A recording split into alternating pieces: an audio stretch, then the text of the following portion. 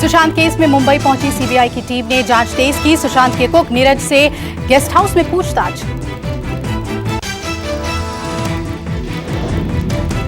नीरज सुशांत का वही कुक है जिसने सुशांत को सुसाइड वाले दिन जूस दिया था। नीरज ने ही सुशांत के दरवाजा ना खोलने की बात कही थी।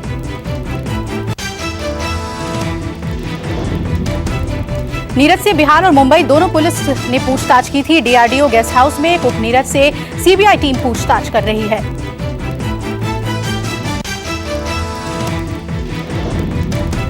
सीबीआई की एसआईटी टीम बांद्रा के डीसीपी अभिषेक त्रिमुखे से मिलने पहुंची। सुशांत केस की जांच डीसीपी अभिषेक त्रिमुखे ने की थी।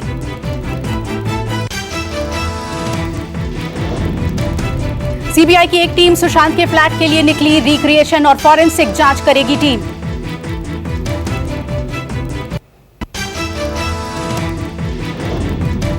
सुशांत के पिता के वकील विकास सिंह ने कहा, सुशांत केस में फॉरेंसिक जांच बेहद अहम है। कहा, पीएम रिपोर्ट से जूस का कोई जिक्र नहीं था। विकास सिंह ने पोस्टमार्टम रिपोर्ट पर भी सवाल उठाए। मौत से पहले सुशांत के जूस लेने की बात कही गई थी, पर पीएम रिपोर्ट में जूस के बारे में कुछ नहीं लिखा। सीबीआई की टीम पोस्टमार्टम करने वाले डॉक्टरों के पैनल से पूछताछ करेगी और जानने की कोशिश करेगी कि हत्या है या आत्महत्या। रिया महेश भट्ट का व्हाट्सएप चैट वायरल मैसेज में रिया ने रिश्ता खुद तोड़ने की बात मानी। सुशांत का घर छोड़ने के बाद रिया ने किया था महेश भट्ट को मैसेज। जवाब में भट्ट ने कहा था, पीछे मुड़कर मत देखना।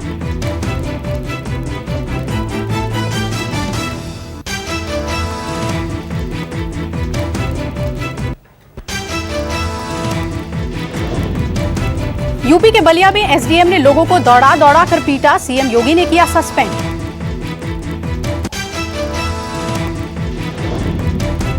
कोरोना रोकथाम के लिए तैनात एसडीएम अशोक चौधरी ने अभियान चलाया था। कोरोना नियमों का पालन न करने वाले और बेवजह घूम रहे लोगों को पीटा था।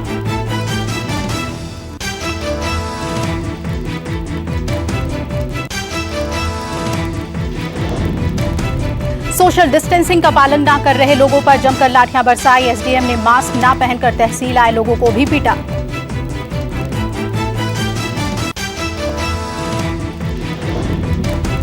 एसडीएम के एक्शन और तौर तरीके पर आसपास के लोगों में काफी नाराजगी है। मुख्यमंत्री कार्यालय ने इस पर तुरंत कार्रवाई की।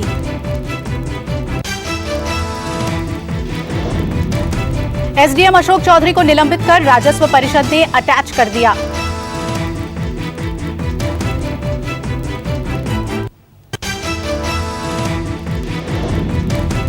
देश में कोरोना के 29 लाख के पार केसेस, करीब 55,000 मौतें। 24 घंटों में फिर बहुत बढ़े हुए मरीज।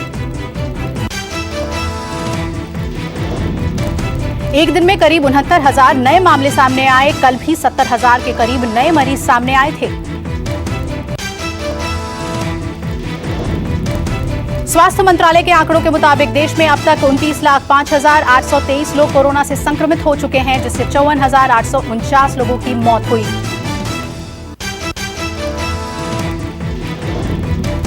एक्टिव केस की संख्या 6,92,000 हो गई है और 21,58,946 लोग ठीक हो चुके हैं। एक्टिव केस मामले में दुनिया में भारत का तीसरा स्थान है। अमेरिका, ब्राजील के बाद कोरोना महामारी से सबसे ज्यादा प्रभावित भारत।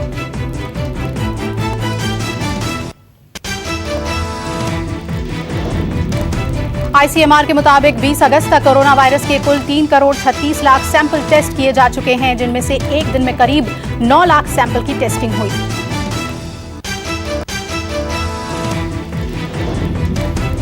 देश में लगातार टेस्ट बढ़ाए गए हैं। कल किए गए टेस्ट में पॉजिटिविटी रेट 8% से कम है।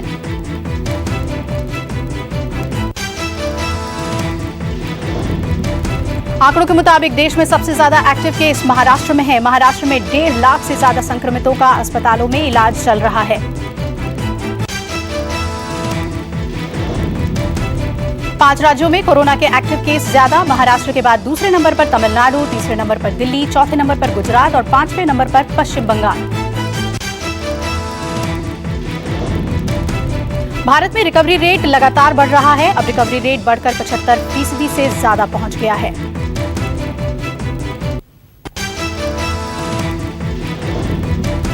देश में स्वस्थ होने वाले मरीजों की संख्या बढ़ी। कोरोना वायरस संक्रमण के सक्रिय मामलों की संख्या की तुलना में स्वस्थ हुए लोगों की संख्या 2.93 गुना अधिक है।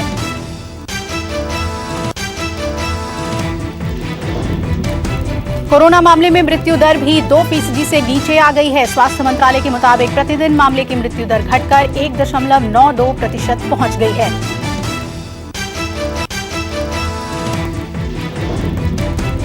महाराष्ट्र में बढ़ती मृत्यु दर चुनौती बनी। आंकड़ों के मुताबिक महाराष्ट्र में हर दिन औसतन 400 मौत हो रही है।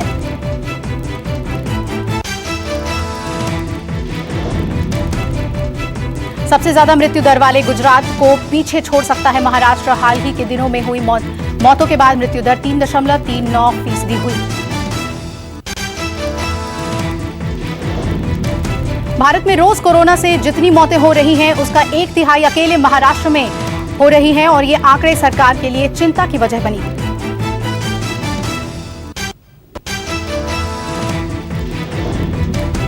देश का पहला पोस्ट कोविड क्लिनिक तैयार। ठीक हो चुके कोरोना मरीजों की होगी जांच।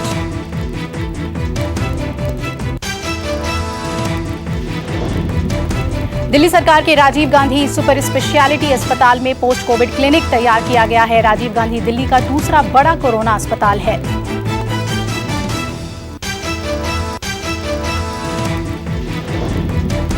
राजीव गांधी अस्पताल में अब तक करीब 1500 मरीज ठीक होकर जा चुके हैं। उनमें से कुछ लोगों ने सांस लेने की तकलीफ की बात कही।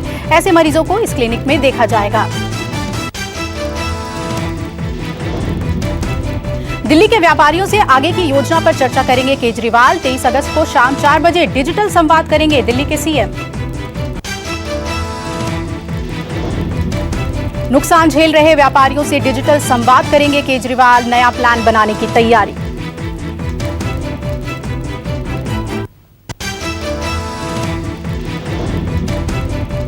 कोरोना का सबसे अधिक केस महाराष्ट्र में देखने को मिला। बीते 24 घंटे में कोरोना के करीब 14,500 नए मरीज सामने आए।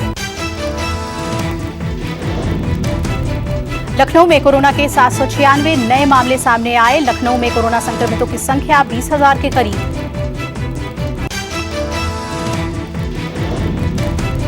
यूपी के प्रयागराज में कोरोना का कहर बढ़ा। प्रयागराज में कोरोना के 293 नए मामले। प्रदेश में 24 घंटे में हुई रिकॉर्ड मौतें।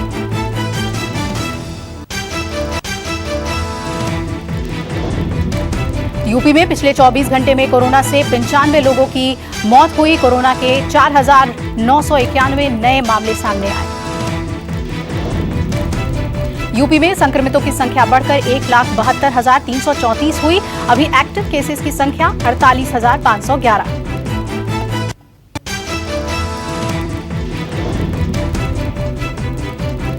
हरियाणा के सीएम मनोहर लाल खट्टर ने खुद को किया आइसोलेट। केंद्रीय मंत्री गजेंद्र सिंह शेखावत से की थी मुलाकात।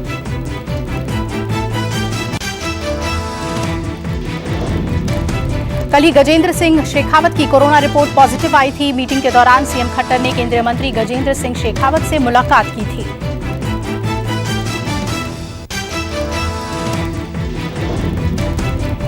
गजेंद्र सिंह शेखावत को डॉक्टरों की सलाह पर मेदांता अस्पताल में भर्ती कराया गया। शेखावत के संपर्क में आए सभी लोग क्वारंटीन हुए।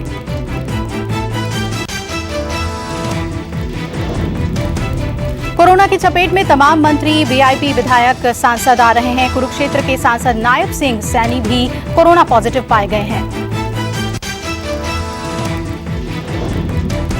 कोरोना पॉजिटिव हुए गृह मंत्री अमित शाह कोरोना से स्वस्थ हुए। केंद्रीय मंत्री धर्मेंद्र प्रधान और अर्जुन राम मेघवाल का इलाज चल रहा है।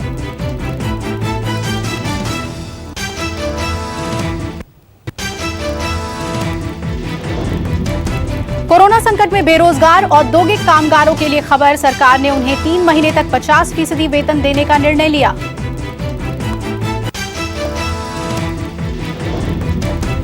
कोरोना संकट में बेरोजगार 40 लाख कामगारों को राहत। 3 महीने तक मिलेगा आधा वेतन। ईएसआईसी अपने डेटा के मुताबिक बेरोजगार कामगारों को ये फायदा देगा। कर्मचारी किसी ईएसआईसी शाखा में जाकर सीधे आवेदन कर सकते हैं और उचित वेरिफिकेशन के बाद उनके बैंक खाते में सीधे रकम पहुंच जाएगी। गुजरात के पूर्व गृह मंत्री को मारने आया शूटर निकला कोरोना पॉजिटिव। 30 से ज्यादा पुलिसकर्मी क्वारंटीन।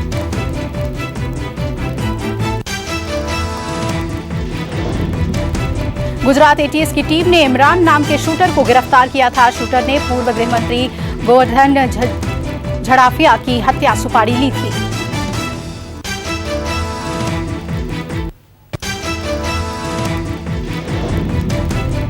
पंजाब में वीकेंड लॉकडाउन का ऐलान, शुक्रवार से लगेगा नाइट कर्फ्यू। कोरोना के बढ़ते मामलों को देखते हुए सीएम कैप्टन अमरिंदर सिंह ने आदेश दिया। पंजाब में शाम 7 बजे से सुबह 5 बजे तक नाइट कर्फ्यू लगेगा। 5 जिलों में 50% गैर जरूरी दुकानें खोलने की अनुमति। पंजाब में निजी कारों में 3 से ज्यादा लोग नहीं कर सकेंगे सफर। शादी, अंतिम संस्कार को छोड़कर अन्य समारोह पर बैन। रूस अगले हफ्ते से वैक्सीन स्पुतनिक वी को लेकर शुरू करेगा स्टडी। रूस में 45 से अधिक मेडिकल सेंटर्स पर अध्ययन। कोरोना वायरस के खिलाफ जंग के लिए दुनिया में रूस ने सबसे पहले वैक्सीन बनाने का किया दावा। करीब 45,000 वॉलंटियर्स को लगाए जाएंगे टीके। लखनऊ में कोरोना संक्रमण के चलते मुहर्रम के लिए प्लान ऑनलाइन आयोजित होंगे जल्द से। कोविड-19 के खतरे को देखते हुए इस्लामिक गुरु खालिद रशीदी फिरंगी महली की अपील, आम जनता और मौलानाओं को सरकारी गाइडलाइन मानने को कहा। कोरोना संकट में यूपी में असेंबली सेशन, सबका कोरोना टेस्ट, बुजुर्ग विधायकों के लिए खास प्रबंध। विधानसभा के अंदर मास्क पहनना अनिवार्य, 65 साल से अधिक उम्र के विधायक work from home. Uttar Pradesh के एक और मंत्री कोरोना संक्रमित, लखनऊ के एसजीपीजीआई में भर्ती हुए राज्य मंत्री चौधरी उदयभान सिंह। राज्य मंत्री उदयभान सिंह का विधानसभा सत्र में शिरकत करने से पहले कोरोना टेस्ट कराया गया था, जिसमें उनकी रिपोर्ट पॉजिटिव आई। उत्तर प्रदेश की योगी सरकार के स्वास्थ्य राज्य मंत्री अतुल गर्ग भी कोरोना पॉजिटिव हो गए थे। रिपोर्ट पॉजिटिव आने के बाद अतुल गर्ग भी आइसोलेट हैं। कोरोना की काट बनेगा नीम, भारत में शुरू होने जा रहा है मानव परीक्षण। डॉक्टर वैज्ञानिक करेंगे परीक्षण। नीम टैबलेट का कोरोना पर परीक्षण, 2 महीने तक 250 लोगों पर होगा टेस्ट। एआईए और ईसीएसआईसी के बीच समझौता। राजस्थान में कोरोना संकट, 129 निकायों का चुनाव अक्टूबर तक टला। अगस्त में ही होना था निकाय चुनाव, 20 अक्टूबर तक के लिए टला चुनाव। हालात सुधरे तो पहले भी चुनाव संभव। उत्तर प्रदेश में शिक्षकों के लिए राहत की खबर, अगर कोरोना के कारण आइसोलेशन में हैं टीचर्स तो माना जाएगा वर्क फ्रॉम होम। यूपी सरकार ने कहा कि अगर टीचर कोरोना पॉजिटिव हैं और घर पर आइसोलेट हैं तो छुट्टी नहीं मानी जाएगी।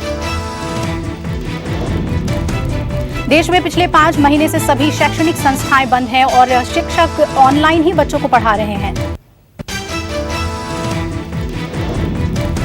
देश में बन रही 3 कोरोना वैक्सीन, एक का 3rd फेज ट्रायल। वैक्सीन के प्रोडक्शन को लेकर एक्सपर्ट्स की बैठक हुई। जो लोग पहले कोरोना वायरस से संक्रमित नहीं हुए हैं उन्हें कोरोना वैक्सीन की प्राथमिकता मिलेगी। फ्रंट लाइनर्स को पहले दी जा सकती है वैक्सीन। पुणे के लिए राहत की खबर, शहर के 51% लोगों में एंटीबॉडी विकसित। 5 संस्थानों ने मिलकर किया था सीरो सर्वे। केरल में 130 साल के बुजुर्ग ने दी कोरोना को मात, 20 दिन बाद कोरोना से ठीक होकर घर लौटे। केरल में कोरोना के मामलों में वृद्धि जारी, एक दिन में 1700 से ज्यादा मामले सामने आए।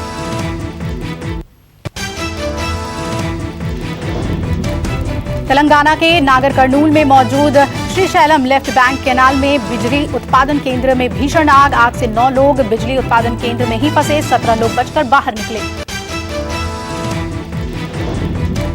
मौके पर फायर ब्रिगेड कर्मचारियों ने लोगों को निकाला, 7 लोग अस्पताल में भर्ती। पूरे इलाके में धुआं फैला, मौके पर सभी वरिष्ठ अधिकारी पहुंचे।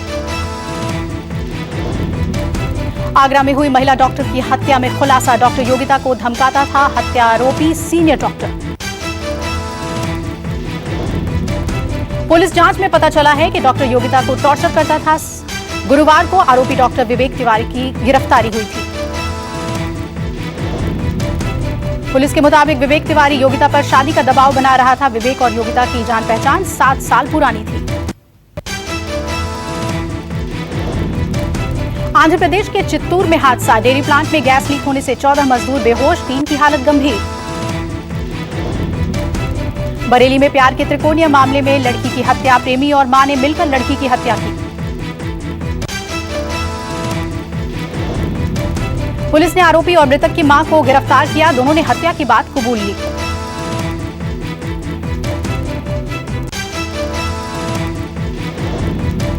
यूपी के देवरिया से बीजेपी विधायक जन्मेजय सिंह की हार्ट अटैक से मौत, लंबे समय से थे बीमार।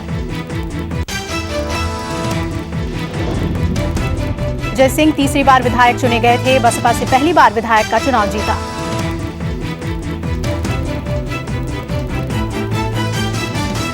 नमस्कार, मैं हूं मानक गुप्ता। अगर आपको हमारा ये वीडियो पसंद आया हो तो इसे लाइक और शेयर जरूर करें, और हां, हमें सब्सक्राइब और फॉलो करना ना भूलें ताकि आप देश और दुनिया की कोई खबर मिस ना करें। तो जुड़े रहिए हमारे साथ और देखते रहिए न्यूज़ 24।